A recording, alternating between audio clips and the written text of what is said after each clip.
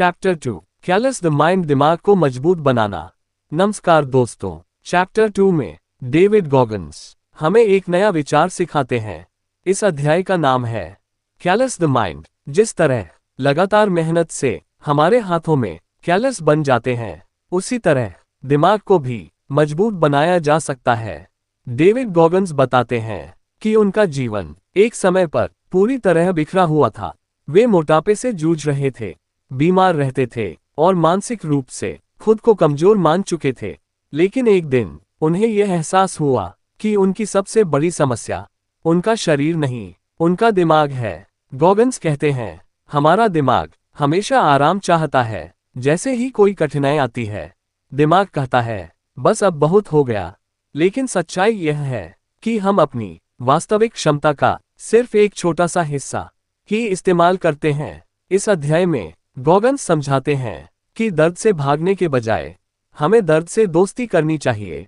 दर्द दुश्मन नहीं है, दर्द एक शिक्षक है। जब आप थोड़ा और सहते हैं, तो आपका दिमाग धीरे धीरे उस दर्द का आदी हो जाता है, और यही प्रक्रिया दिमाग को कैलस्ड बनाती है। गॉगन्स बताते हैं कि जब उन्होंने यूएस नेवी सील बनने का फैसला किया, तो उनका शरीर इसके लिए बिल्कुल तैयार नहीं था।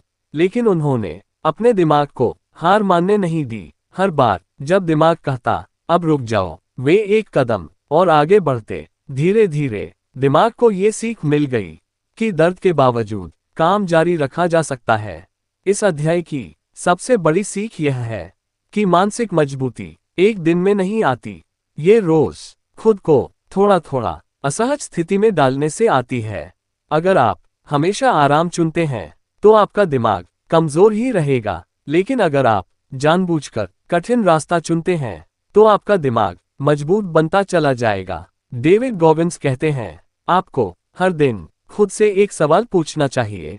आज मैंने अपने आराम से क्या छीन लिया? आज मैंने अपने दिमाग को कितना चुनौती दी? चैप्टर 2 हमें ये सिखाता है कि डिसिप्लिन मोटिवेशन से ज्यादा शक्तिशाली है। मोटिवेशन आती है और चली जाती है, लेकिन डिसिप्लिन आपको बुरे दिनों में भी आगे बढ़ाता है। इस अध्याय में गॉगन्स साफ कहते हैं, अगर आप दर्द से डरते रहेंगे, तो आप सामान्य जिंदगी से ऊपर नहीं उठ पाएंगे। लेकिन अगर आप दर्द को स्वीकार कर लेते हैं, तो वही दर्द आपकी ताकत बन जाएगा। कैलस द माइंड का मतलब है दिमाग को इतना मजबूत बनाना कि हालात आपको तोड़ न सकें। यह अध्याय हमें ये याद दिलाता है कि असली लड़ाई बाहर नहीं, हमारे अंदर होती है, और जो इंसान अपने दिमाग को जीत लेता है, दुनिया उसे रोक नहीं सकती।